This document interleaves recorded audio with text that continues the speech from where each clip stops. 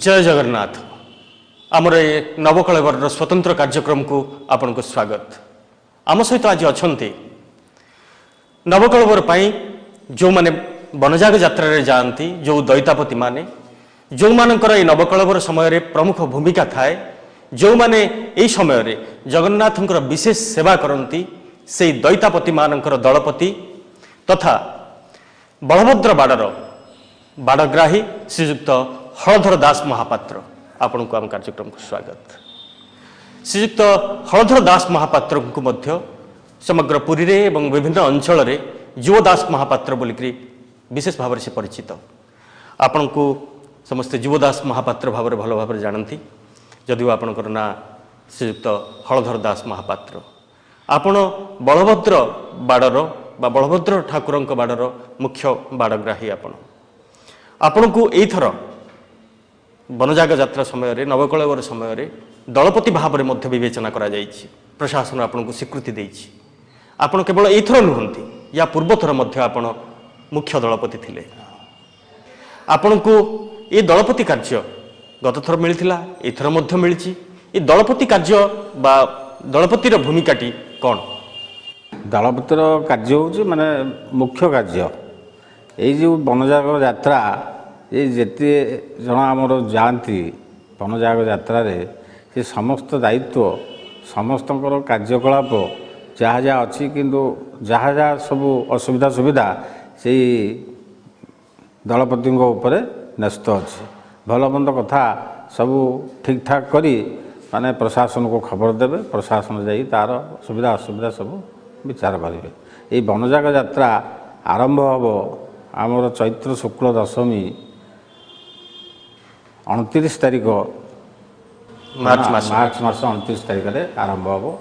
मध्याह्न धूप जगन्नाथ मंदिर सरी सरिबा परे पति महापात्र आम भीतर अच्छा दैता पति बोले जो शब्द आमे हेलु दैता पति महापात्र संजोग दुई जनकर मिसिक दैतापति कह जाए। से पति महापात्र मध्याह्न धूप पर पानी पड़ी सफा ही सर सिंहासन उपर चढ़ी बलभद्र बाड़र आज्ञा मल आनी बलभद्र बाड़ग्राही तापर जगन्नाथ बाड़र आज्ञा मल आनी जगन्नाथ बाड़र बाड़ग्राही और सुभद्रा बाड़र आज्ञा मल आनी सुभद्रा बाड़र बाड़ग्राही एवं निजे सुदर्शन बाड़र माल आज्ञा मल आनी सिंहासन ओह्लि आसबे। एमती 4 जन आग जाई आमर गोटे अणसर पिंडी कलाघट द्वार अच्छी से कलाघट द्वार ही छिड़ा हे। छिड़ा है भीतरछ महापात्र 12 लागी सज शाढ़ी बंधाइबे 4 जन को। तापर आमर जो भाई मान सब थे जीवे वनजाग यात्रा रे सब भाई मान को भी बांधे। भंडार निपाक मुंडरे चंदन छापा देवे। तापर धीरे धीरे आमर भाई एवं आम बाड़ग्राही माने आसी जैविज द्वार उपर ठिया हम। सेठारे देउलकर्ण एवं तढ़ुकर्ण को भीतर महापात्र शाढ़ी बांधे। से गुड़ाक सब हूँ महानायक शाढ़ी। तापर आमर बेहेरा खुंटिया को पाटदोषी महापात्र शाढ़ी बांधे। तापर रहिले आमर महाराणा एवं लेंका तांकु देउलकर्ण शाढ़ी बांधे। ये शाढ़ी बंधा सरला बर्तमान सेठार कार्य सरीगला।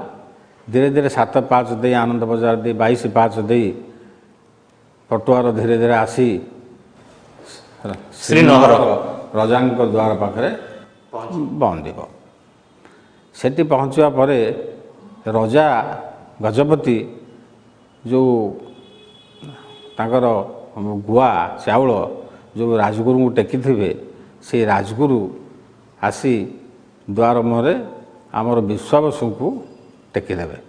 से टेकीदेला पटुआर धीरे धीरे जाई जगन्नाथ बल्लभ मठ अवस्थान करिवो।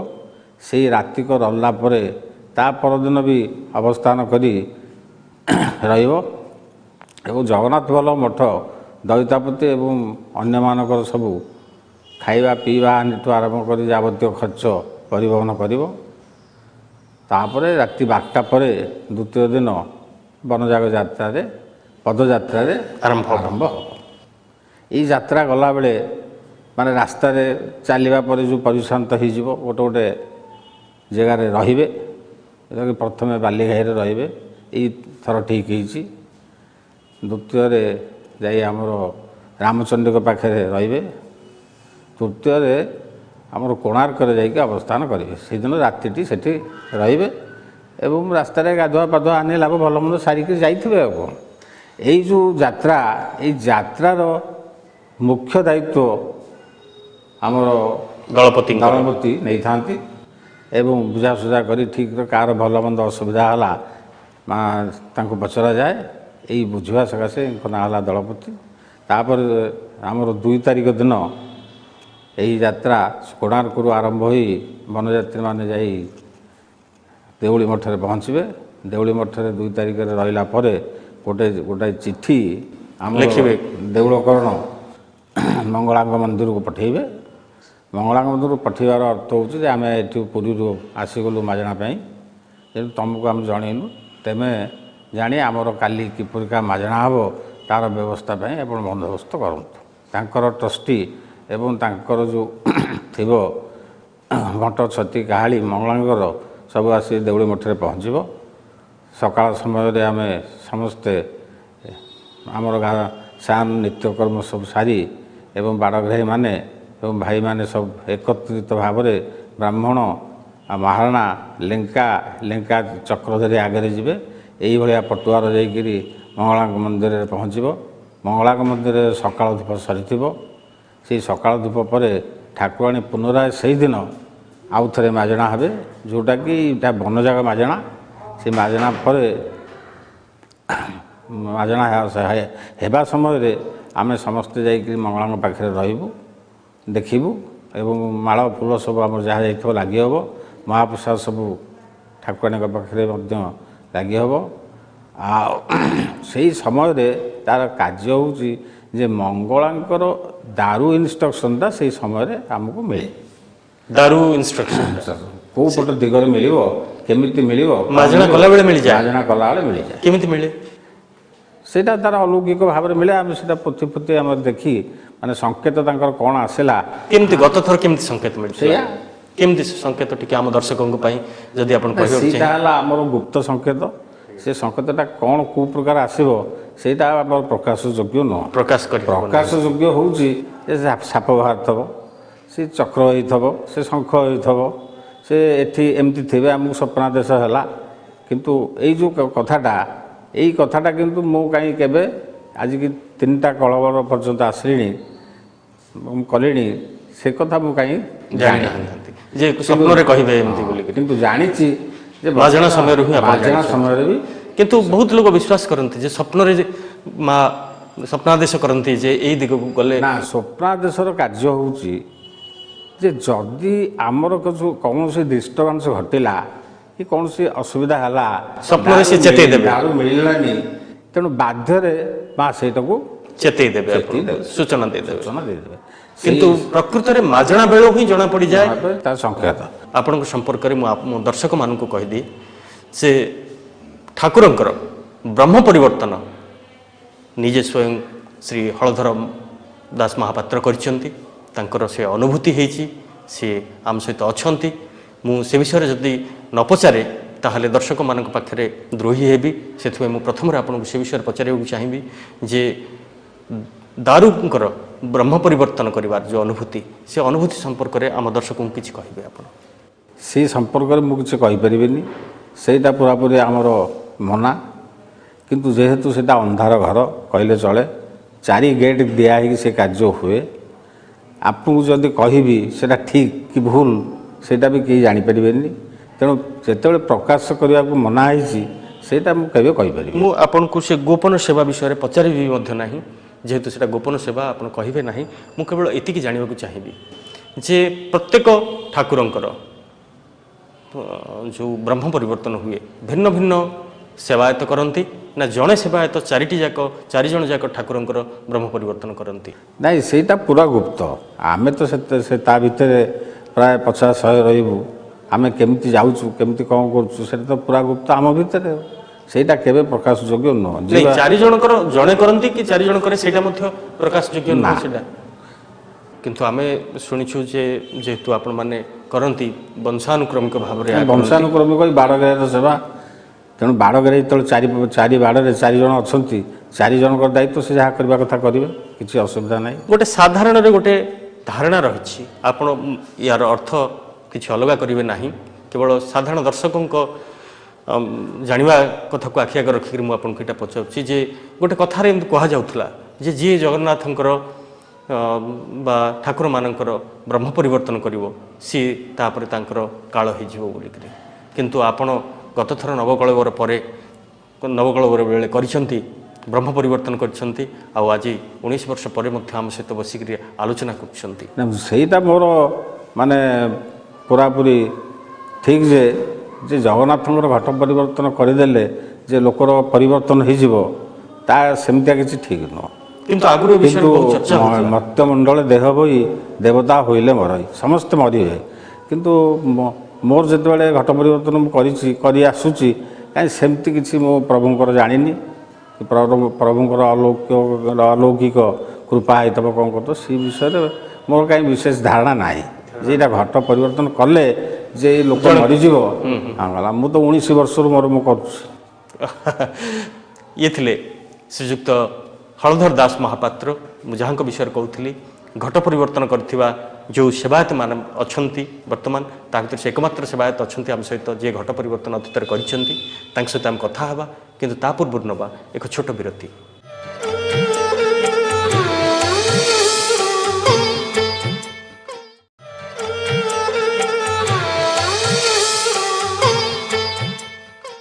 ବିରତି ପରେ ଆମର ଏ ସ୍ୱତନ୍ତ୍ର କାର୍ଯ୍ୟକ୍ରମକୁ ପୁଣି ସ୍ୱାଗତ। ଆମେ କଥାବାର୍ତ୍ତା କରୁଥିଲେ ବଳଭଦ୍ର ବାଡ଼ର ମୁଖ୍ୟ ବାଡ଼ଗ୍ରାହୀ ତଥା ମୁଖ୍ୟ ଦଳପତି ଶ୍ରୀଯୁକ୍ତ ହଳଧର ଦାସ ମହାପାତ୍ରଙ୍କ ସହିତ।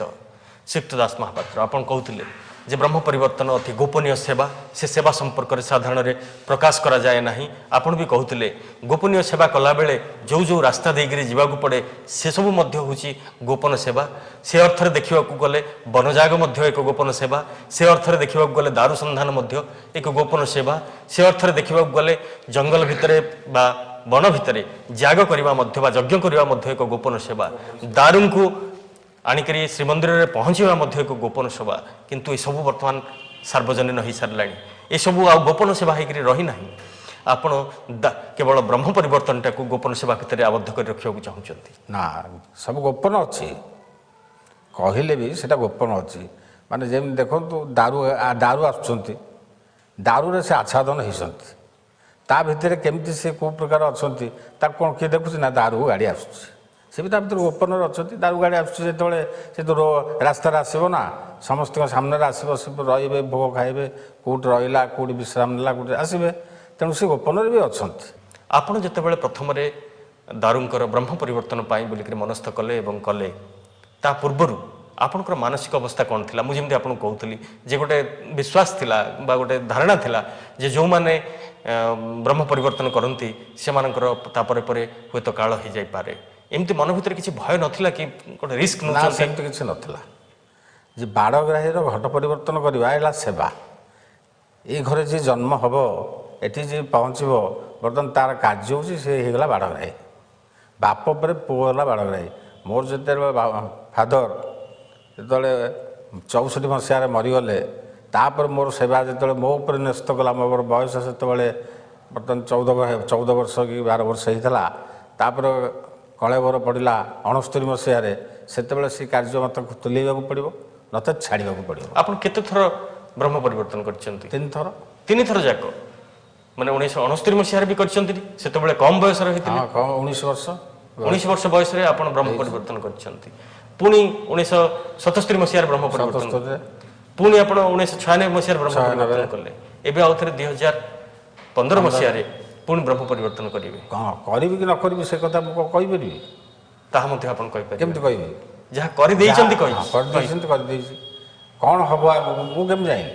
ଆପଣ ଜାଣିନା, କେମିତି କହିପାରିବି? ମୁଁ କରିବି ବୋଲିକା ସେମିତି କେମିତି କହିପାରିବି? ଯେତେବେଳେ 19 ବର୍ଷ ବୟସରେ ଆପଣ ବି ସେତେବେଳେ ଏକଦମ ଯୁବକ, କିଶୋର ବୟସ, ଯୁବକ ବୟସ, ସେତେବେଳେ ତ ସାଧାରଣରେ ଆହୁରି ଜୋରରେ ଚର୍ଚ୍ଚା ହେଉଥିବ ଯେ ଯିଏ ବ୍ରହ୍ମ ପରିବର୍ତ୍ତନ କରିବ ତାର କାଳ ହେଇଯିବ, ତାର ମୃତ୍ୟୁ ହବ, ଏ କଥା ଚର୍ଚ୍ଚା ଚାଲିଥିବ। ହଁ ମୋ କାମ ମୁଁ କଲି, ମୁଁ ପ୍ରଭୁ। କିନ୍ତୁ ଆପଣଙ୍କ ମନରେ କାହିଁକି କୌଣସି ପ୍ରକାର ଭୟ ସୃଷ୍ଟି ହେଲାନି ବା କୌଣସି ପ୍ରକାର ଶଙ୍କା ସୃଷ୍ଟି ହେଲାନି ବା ଦ୍ୱନ୍ଦ୍ୱ ସୃଷ୍ଟି ହେଲାନି ଯେ ମୋର କରିବାର ଉଚିତ କି ନା ନାହିଁ? କାହିଁ ସୃଷ୍ଟି ହବ? ମୋ କାର୍ଯ୍ୟଟା ମୁଁ କରିବି, ମୋତେ ପ୍ରଭୁ ଯାହା ଦେଇଛନ୍ତି ଆଉ ସେ ତ ଦେଇଛନ୍ତି ନା। ତୁ ମୋର ବର୍ତ୍ତମାନ ବାଡ଼ଗ୍ରାହୀ ହେଲୁ, ତୁ ମୋର ଏଇ କାର୍ଯ୍ୟ କରିବୁ। ସେଥିପାଇଁ ଜୀବନକୁ ମଧ୍ୟ ଭ୍ରୁକ୍ଷେପ ନାହିଁ। ମୁଁ ମରିଯିବି ବୋଲି ଭୟ କାହିଁ କରିବି? ଜନ୍ମ ତ ଦେବା ତାଙ୍କରି, ମୃତ୍ୟୁ ବି ତାଙ୍କରି, ଯାହା ହବ ଗୋଟେ। ଅନ୍ତତଃ ଆପଣଙ୍କର ଏ ଅନୁଭୂତି ଶୁଣିବା ପରେ ସମସ୍ତଙ୍କ ମନରେ ଯେଉଁ ଗୋଟେ ଭୁଲ ଧାରଣା ଥିଲା ଯେମିତି ବ୍ରହ୍ମ ପରିବର୍ତ୍ତନ କରିବା ପରେ ମୃତ୍ୟୁ ହୁଏ ବୋଲି, ଆପଣଙ୍କୁ ଦେଖିବା ପରେ ଏବଂ ଆପଣଙ୍କ ଅନୁଭୂତି ଶୁଣିବା ପରେ ଅନ୍ତତଃ ସେ ଭୁଲ ଧାରଣା ସମସ୍ତଙ୍କର ଦୂର ହେବ ବୋଲି ଆମେ ଆଶା କରିବୁ। ମୁଁ ଫେରିବି, ଆପଣଙ୍କର ଏଇଥରକୁ ମିଶିଲେ 4 ଥର ନବକଳେବରର ଅଭିଜ୍ଞତା ହେବ। କ'ଣ ଏମିତି ଅଲୌକିକ ଅଭିଜ୍ଞତା ଆପଣଙ୍କର ରହିଛି ଯାହା ଆମ ଦର୍ଶକ ସହିତ ଆପଣ ବାଣ୍ଟିବାକୁ ଚାହିଁବେ? 1977 ମସିହାର ଗୋଟେ ଘଟଣା କୁହାଯିବ। ସେ ଘଟଣା ହେଉଛି ଯେ କିଛିଟା ଯେ ଆମର ଯେଉଁ ବନଯାଗ ହେଉଛି କି ଯାହା ଜଗନ୍ନାଥଙ୍କ ସେବା ହେଉଛି, ଏକଦମ ସେ ସେବାର ନିଷ୍ଠାର ଅଛି, ସେବାର ଗୋଟେ ନିଷ୍ଠା ଅଛି, ନିୟମ ବି ରହିଛି। ସେ ନିୟମକୁ ଟିକେ ନାକୁ ବ୍ୟତିକ୍ରମ ଯଦି କରାଯିବ କିଛି ନା କିଛି ଡିଷ୍ଟର୍ବାନ୍ସ ତାର ସେ ଘଟିବ। ଏଇଟା ମୋର ଗୋଟେ ଧାରଣା ବି ରହିଛି ଏଇ ନିଷ୍ଠାକୁ ନେଇକି। ଏଇଟା ମଧ୍ୟ ଗୋଟେ ଅନୁଭୂତିରୁ ଏ ଧାରଣା ସୃଷ୍ଟି ହେଇଥିବ। କ'ଣ ସେ ଅନୁଭୂତିଟି? 77 ମସିହାରେ ଆମର ଦଳପତି ଆମର ଗଙ୍ଗାଧର ଦାସ ମହାପାତ୍ର ଥିଲେ, ଆମର ବଡ଼ ବାବା। ଉପଦଳପତି ଆମର ଲକ୍ଷ୍ମଣ ଦାସ ମହାପାତ୍ର ଥିଲେ। ଏଇ 2 ଜଣ ଦଳପତି ଥିଲେ। ଏବଂ ଆମର ସେ ଯେଉଁ ବନଯାଗ ଯାତ୍ରା ହେଇଥିଲା, ଏଠୁ ସେ ପ୍ରାୟ 47 ଜଣ ଦଇତାପତିରୁ ଯାଇଥିଲେ। ଆମର ଯେମିତି ଆଜ୍ଞାମଳ ନେଇକି ବାଡ଼ଗ୍ରାହୀ ସବୁ ଯିବା କଥା ଯାଇଥିଲୁ। କିନ୍ତୁ ଏଇ ଦଳପତି ଏବଂ ଉପଦଳପତି କହିଲେ ଯେ ବର୍ତ୍ତମାନ ଏଇ ବର୍ଷ ଆମେ ଆଉ ସେ ଦେଉଳି ମଠକୁ ଯିବାନି। କାହିଁକି ନା ସେଠି ବହୁତ ବର୍ତ୍ତମାନ ବଡ଼ ଜଙ୍ଗଲ, ଆଉ ସେ ଜଙ୍ଗଲରେ ବର୍ତ୍ତମାନ ସାପ ଫାପ ବହୁତ ଅଛନ୍ତି, ସେ କିଛି ସଫାସୁତୁରା ହେଇନି କି ପ୍ରଶାସନ ତା ବ୍ୟବସ୍ଥା କିଛି କରିନାହାନ୍ତି। ତେଣୁ ଆମେ ଗୋଟେ ଯାଇ ରହିଯିବା ଗୋଟେ ସୋମେଶ୍ୱରଙ୍କ ମନ୍ଦିରରେ, ତାପରେ ଆମେ ମଙ୍ଗଳାଙ୍କ ପାଖକୁ କାଲି ଯିବା। ତେଣୁ ଏମାନେ ଯାଇ ସୋମେଶ୍ୱରଙ୍କ ମନ୍ଦିରରେ ରହିବା ପାଇଁକା ବ୍ୟବସ୍ଥା କଲେ ଏବଂ ସେଠି ତାଙ୍କ ସାଙ୍ଗରେ ମୁଁ ବି ରହିଗଲି। ମଙ୍ଗଳାଙ୍କ ପାଖରୁ ଯେତେବେଳେ ମାଜଣା ସମସ୍ତଙ୍କର ଆସି ସେମିତି ପଟୁଆରରେ ଆସି ସରିଗଲା, ସେଇ ପଟୁଆର ବାହାରିଲା କେଉଁଠୁ ନା ସୋମେଶ୍ୱରଙ୍କ ମନ୍ଦିରରୁ। ମଙ୍ଗଳାଙ୍କ ମନ୍ଦିରରେ ମାଜଣା ସରିଲା। ମାଜଣା ସରିଲେ ଫେରିବାକୁ ହେବ। ଯେତେବେଳେ ଫେରିବାକୁ ହେଲା ସେତେବେଳେ ମୁଁ ଗୋଟେ ଚିନ୍ତା କଲି, ମାନେ ଆମର ତ ସବୁବେଳେ ସେଇ ଦେଉଳି ମଠରେ ରହିବା କଥା, କାରଣ ମଙ୍ଗଳାଙ୍କର ସେ ପ୍ରଥମ ଆସ୍ଥାନ, ମଙ୍ଗଳା ସେଇଠି ହିଁ ଥିଲେ। କାଳକ୍ରମେ ସେଠି ବଢ଼ି ପାଣିରେ ଭାସିଯାଇ ବୁଡ଼ିଯିବାରୁ ନଈରେ ଏଠି ମଙ୍ଗଳାଙ୍କ ମନ୍ଦିର ଏଠି ରହିଛି। କିନ୍ତୁ ଆମର ଦେଉଳି ମଠକୁ ଆମେ ଯିବା କଥା। ତେଣୁ ଆମେ ଦେଉଳି ମଠ ଯିବୁ, ତେମେ ଦଳପତି ହେଲେ ତେମେ ସେଠିକି ଯାଅ। ମୁଁ 4 ଜଣଙ୍କୁ ନେଇ ଦେଉଳି ମଠ ପଳେଇଲି ସନ୍ଧ୍ୟାବେଳେ। ଅନ୍ୟମାନେ ସୋମେଶ୍ୱର ମନ୍ଦିରକୁ ପଳେଇଲେ। କିନ୍ତୁ ଦେଉଳି ମଠକୁ ଯେତେବେଳେ ଗଲୁ ଭାରି 4 ଜଣ, ଆଉ ଫେରି ପାଇଲୁନି। ସେ ବି ଜଙ୍ଗଲ ହେଇଛି ପ୍ରକୃତରେ, ଲାଇଟ୍ ଫାଇଟ୍ କିଛି ନାହିଁ। ଆମ ପାଖରେ ଯାହା ଟର୍ଚ୍ଚ ଲାଇଟ୍ ଥିଲା ଯାହା ହେଲା। ବର୍ତ୍ତମାନ ସେଠି ଗୋଟେ ଲଣ୍ଠନ, ଆମକୁ ସେଠି ଗୋଟେ ବାଜ୍ ଥିଲା, ସେଠି ଗୋଟେ ଲଣ୍ଠନ ଦେଲା। ସେଇ ବାରଣ୍ଡାରେ ଆମେ ରହିଲୁ। ଆଉ ଶୋଇବାକୁ ଅସୁବିଧା ହେଲା, ମାନେ ନିଶ୍ଚୟ ଜଙ୍ଗଲ ଜାଗାରେ ଶୋଇବୁ କେଉଁଠି? ତାଙ୍କ ଏମାର ମଠର ସେ ଘରକୁ ଗଲାବେଳକୁ ତା ଭିତରେ ଖାଲି ହୁଙ୍କା।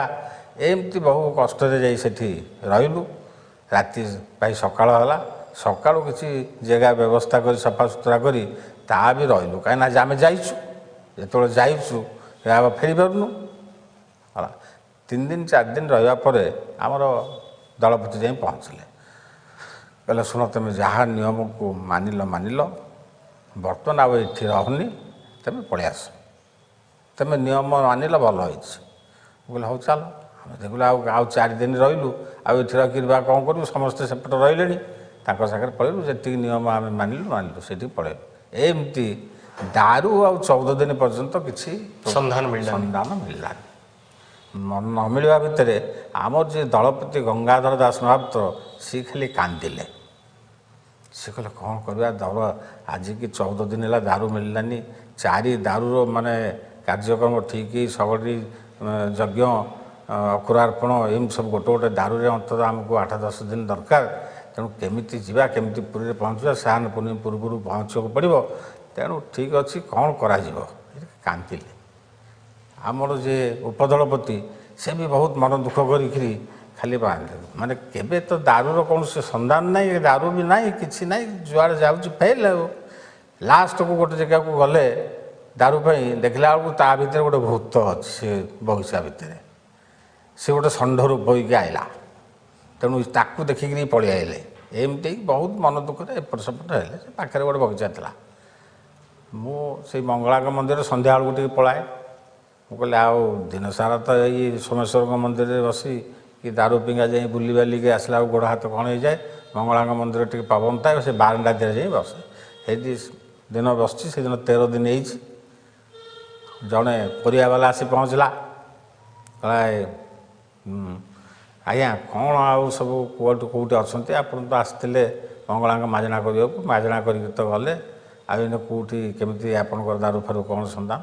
କହିଲା କ'ଣ ସନ୍ଧାନ, ଦାରୁ ଫାରୁ ତ କିଛି ମିଳିନି। ଆମେ ସୋମେଶ୍ୱର ମନ୍ଦିରରେ ଅଛୁ, କିଛି ମାଆଙ୍କର କିଛି ଦୟା ହେଇନି। ଆଉ କହିଲି ଆଉ ତେମେ କ'ଣ ଦାରୁ ଫାରୁ କିଛି ଦେଖିଛ କି?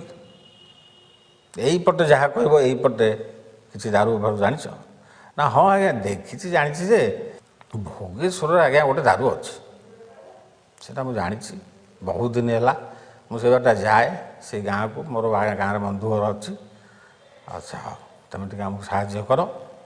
ନା କ'ଣ ଆଜ୍ଞା ସାହାଯ୍ୟ କରିବି? ମୁଁ କହିଲି ଆମେ ଯଦି ସେଠିକି ଯିବୁ ତେମେ ଆମ ସାଙ୍ଗରେ ଯିବ? ନା ହଉ ଆଜ୍ଞା ଯିବି।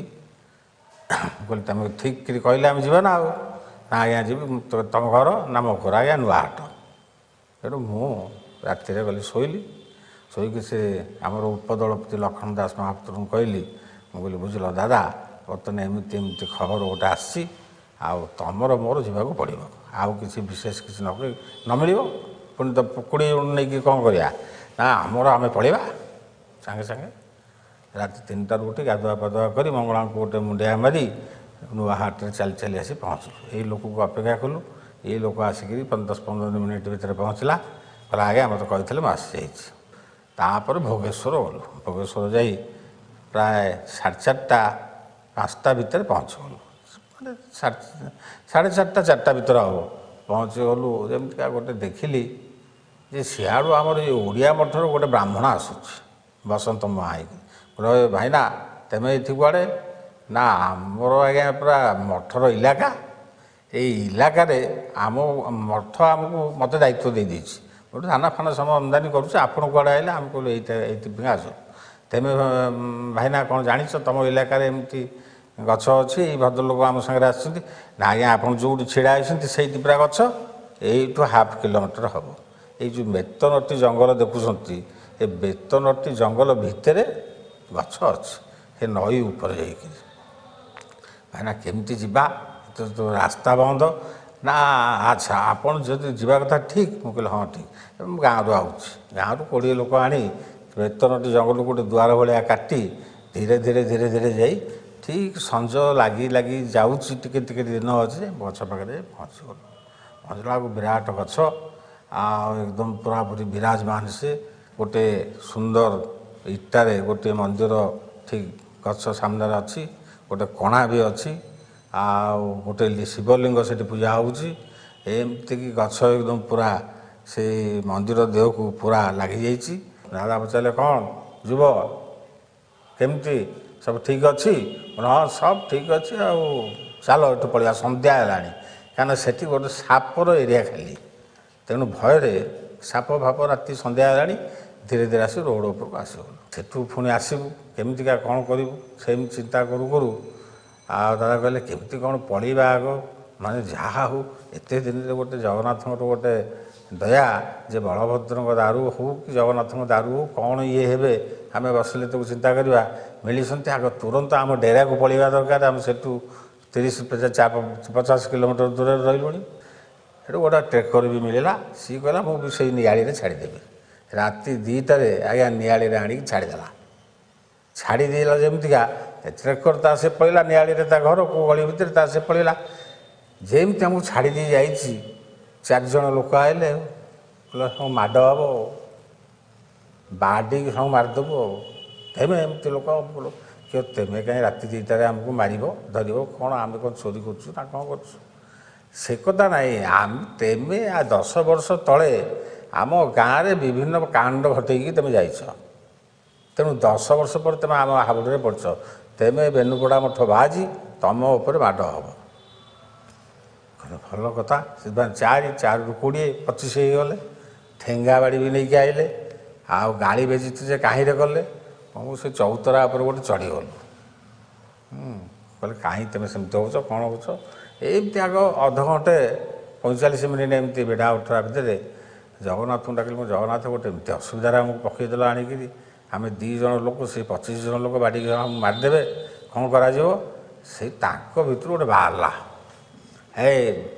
ଶୁଣ ମୋ ନାଁ ଚକ୍ରଧର ମୋ ନାଁଟା ଆଜ୍ଞା ଚକ୍ରଧର ଏଇମାନଙ୍କ ଭିତରେ ଆପଣଙ୍କର କିଛି ଅସୁବିଧା ନାହିଁ ଶୁଣନ୍ତୁ ଆପଣ ଯଦି ଦାରୁ ଖୋଜିବାକୁ ଆଇଛନ୍ତି ଯଦି ଜଗନ୍ନାଥଙ୍କ ଲୋକ ତେବେ ଆମ ଗାଁରେ ଗୋଟେ ଦାରୁ ଅଛି ତମେ ଚାଲ ତାକୁ ଦେଖିବ ଯଦି ଠିକ୍ ତମେ ତାକୁ ନିର୍ଦ୍ଦିଷ୍ଟ କରିଦେଲ କି ଭଲ ମନ୍ଦ ହେଲା ଆମେ ସେଇଥିରୁ ଜାଣିବୁ ଯେ ତମେ ଠିକ୍ କି ଭୁଲ ଲୋକ ତମେ ଗାଁକୁ ଚାଲ ତମ ଗାଁ କେଉଁଠି ନା ଆମ ଗାଁ ହେଉଛି ଆଜ୍ଞା ସିଂହସାହି ବର୍ତ୍ତମାନ କେତେ କିଲୋମିଟର ନା 3 କିଲୋମିଟର ଦୂରରେ ହଉ ଚାଲ ଯିବା ଠିକ୍ ଯାଇକରି ପହଞ୍ଚିଗଲୁ ଗାଁ ଭିତରେ ଦୂରରୁ ଦେଖିଲୁ ସେ ଖାଲି ଗଛ ଖାଲି ଦୋହଲୁଛନ୍ତି ମାନେ ଫୁଲ ଫଳ ଲାଗିକିରି ମାନେ ଚନ୍ଦ୍ର ପଡ଼ିଛନ୍ତି ଚନ୍ଦ୍ରରେ ଏକଦମ ପୁରା ଚିକଚିକ୍ ହେଇକି ଖାଲି ଦୋହଲିକିରି ରେଡ଼ି ଅଛନ୍ତି ଆଉ ଗୋଟେ ଦୂରରୁ ଦେଖିଦେଲି ଏଇଠି ପ୍ରଭୁ ବିରାଜମାନ କରିଛନ୍ତି ପ୍ରକୃତରେ ଏହା ଆମକୁ ଧରିକି ଆଣିଲା